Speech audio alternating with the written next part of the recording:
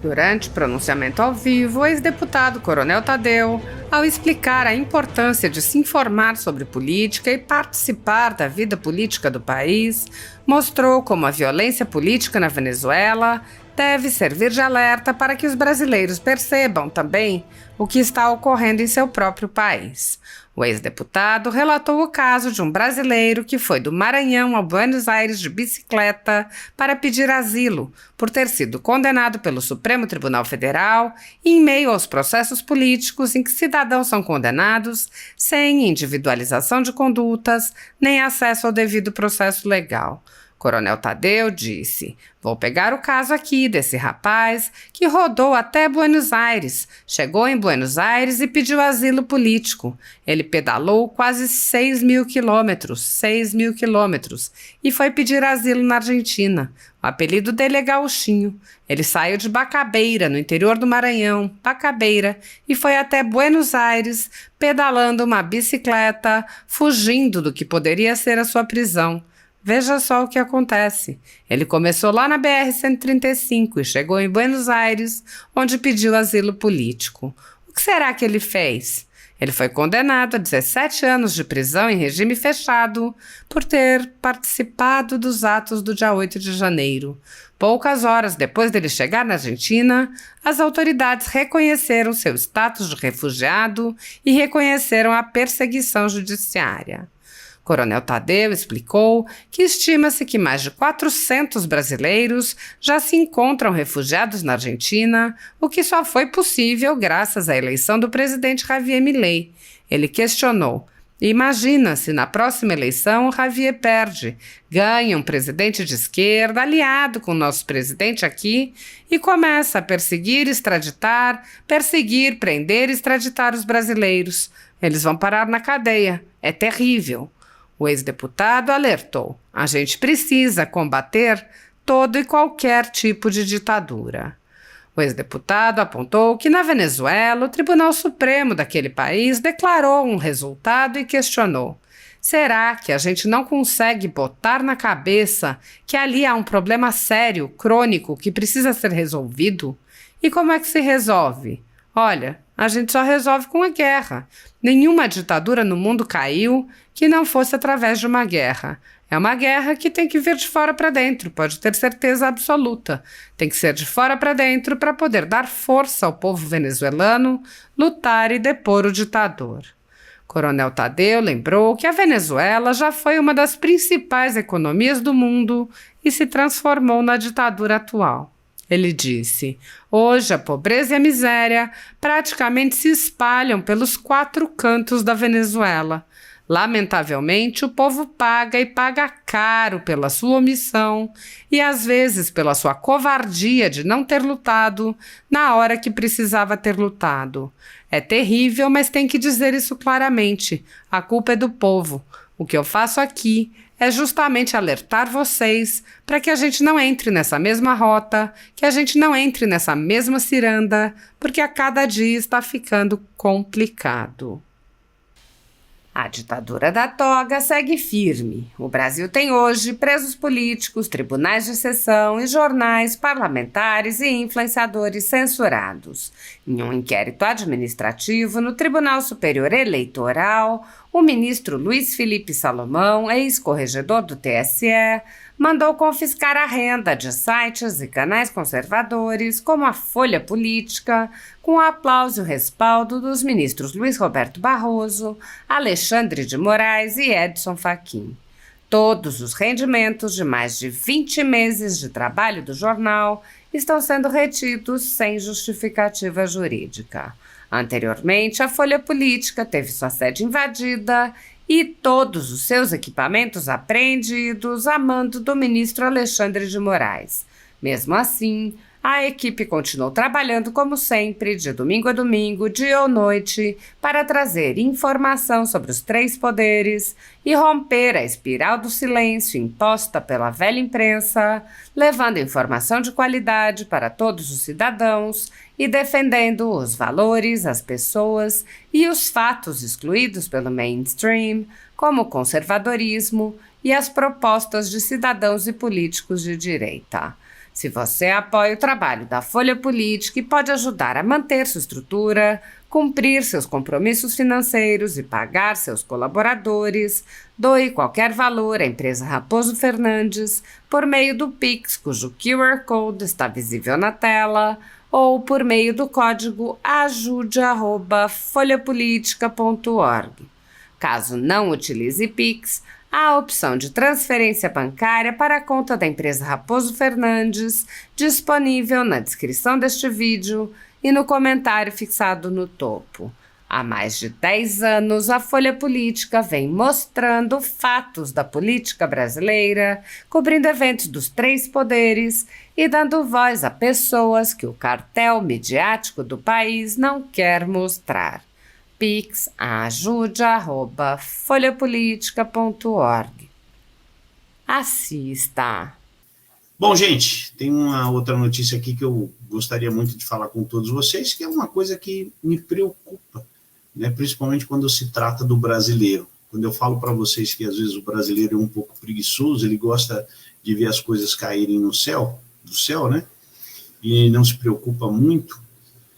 É uma pesquisa da Datafolha, da Datafoice, né? Como não envolve nenhuma disputa política, essa pesquisa eu até posso dar uma credibilidade para ela, posso até dar um ponto para a pesquisa da Datafolha. E se o resultado for um pouco diferente disso, né? Mesmo assim, sendo um pouco diferente, o resultado assusta demais. Vou até colocar aqui para vocês. 46% em São Paulo não votariam se fosse facultativo a eleição. Dá para vocês acreditarem nisso?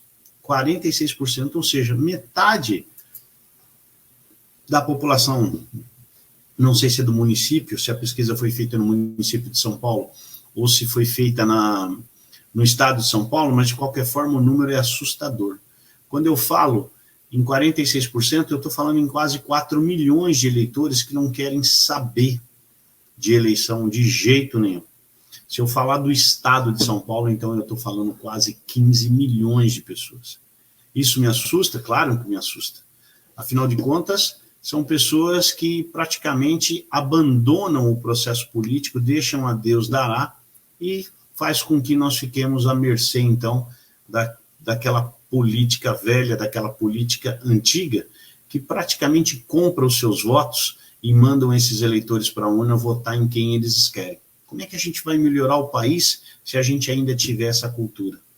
Como é que a gente vai melhorar o país se a gente sabe que o brasileiro está pouco se lixando com a política? A política que manda nas nossas vidas, a política que manda, inclusive, até dentro de casa. Eu diria que do portão para fora, a política está presente o tempo todo sobre as nossas cabeças, sobre os nossos ombros, sobre as nossas costas. Mas até dentro de casa, a gente vê a política entrando. E aí eu pergunto, por que ficar de fora desse processo, gente? Por que a gente tem que ficar de fora? Não.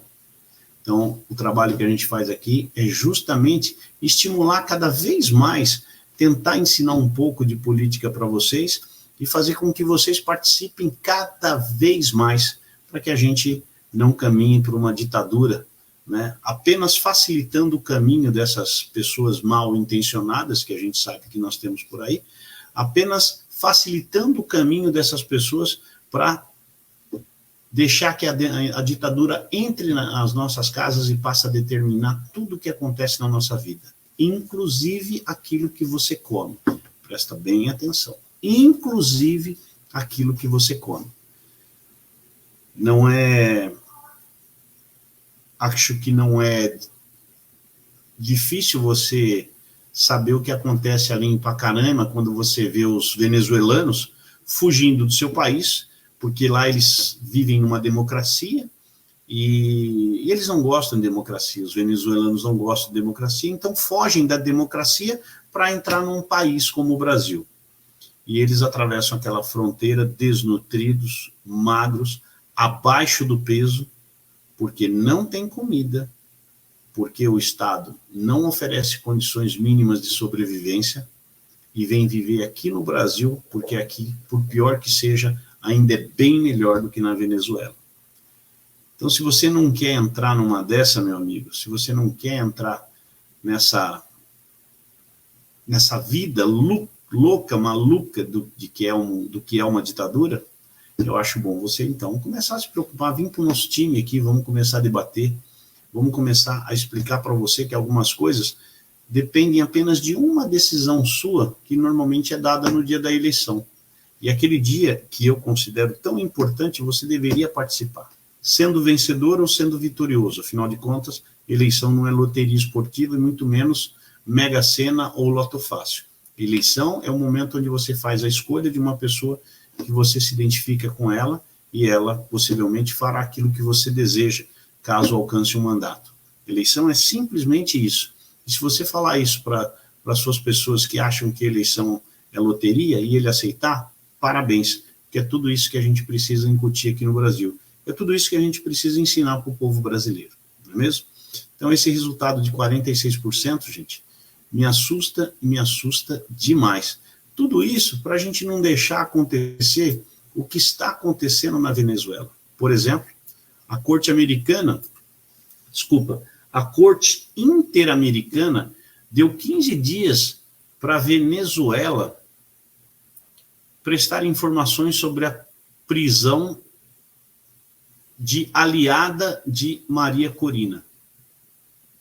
A Maria Corina, não sei se vocês sabem, ela já está com a prisão dela decretada. Até onde me consta, a Maria Corina, que é a maior opositora de Nicolás Maduro, eu acredito que ela está solta, mas com a prisão decretada.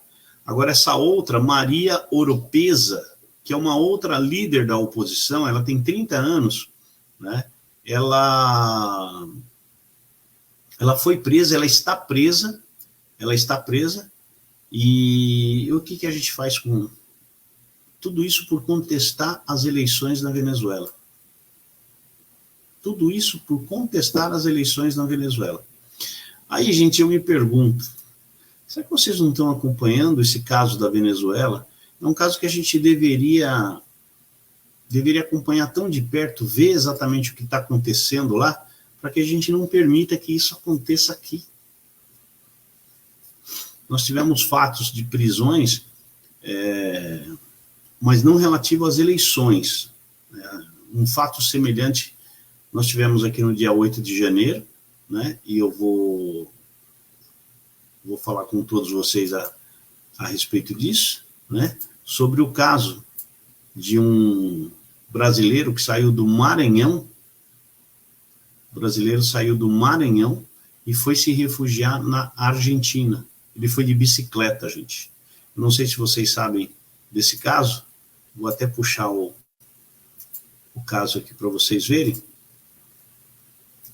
Vou pegar o caso aqui desse rapaz que rodou até Buenos Aires, chegou em Buenos Aires e pediu asilo político.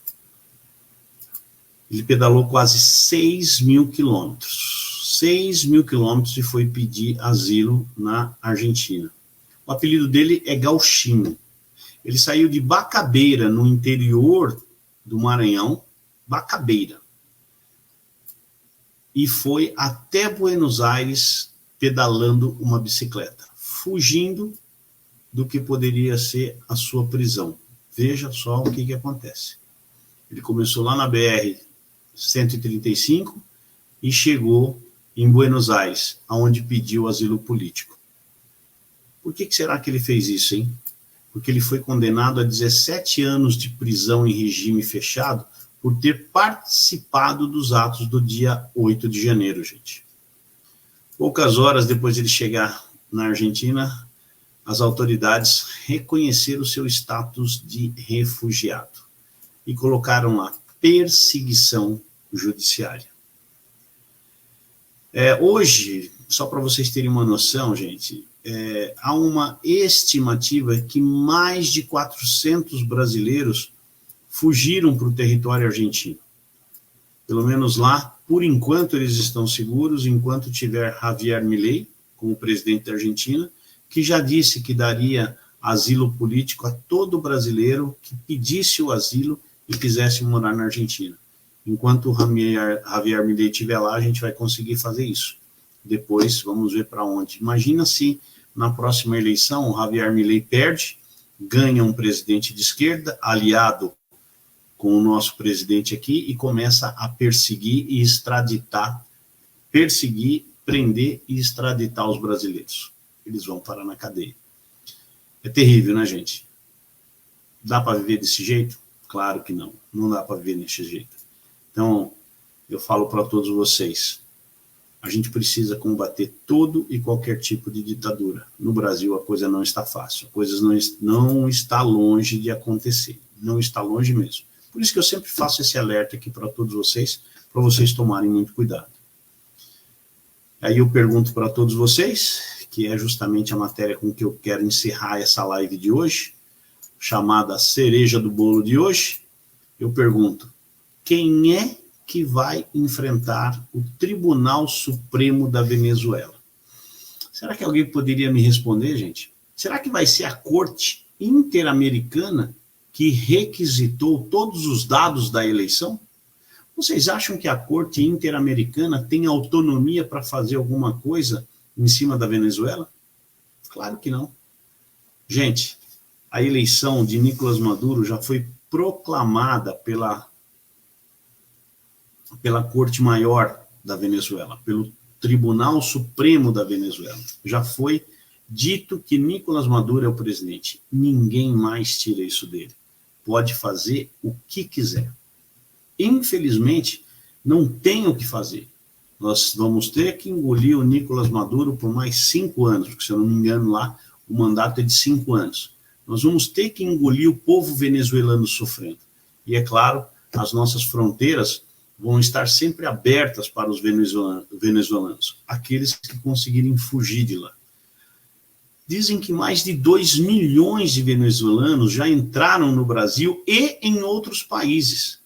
E muitos, centenas, milhares, estão a caminho das fronteiras para justamente fugir do país, sair daquele país e tentar uma vida nova num outro lugar. Vocês acham que isso é um país de verdade? Será que a gente não consegue botar na cabeça que ali há um problema sério, crônico e que precisa ser resolvido? E como é que se resolve? Olha, gente, só se resolve com uma guerra. Nenhuma ditadura no mundo caiu que não fosse através de uma guerra. É uma guerra que tem que vir de fora para dentro, pode ter certeza absoluta, tem que ser de fora para dentro, para poder dar força ao povo venezuelano lutar e depor o ditador. Infelizmente é isso. Hoje eu estava vendo um vídeo da Venezuela dos anos 70 e dos anos 80, antes de Hugo Chávez assumir em 98. Gente, aquilo era a 4ª maior economia do mundo. Dá para vocês saberem, dá para vocês imaginarem o que é ser a 4ª maior economia do mundo, a Venezuela. Muito próspera, rica, cheia de dinheiro, mas infelizmente caiu nas mãos erradas, né? Caiu na mão de ditadores. E aí, olha o resultado hoje. A pobreza e a miséria praticamente se espalham pelos 4 cantos da Venezuela. Lamentavelmente, o povo paga e paga caro pela sua omissão e às vezes pela sua covardia de não ter lutado na hora que precisava ter lutado. É terrível, mas tem que dizer isso claramente, a culpa é do povo. O que eu faço aqui é justamente alertar vocês para que a gente não entre nessa mesma roda, que a gente não entre nessa mesma ciranda, porque cada dia está ficando complicado.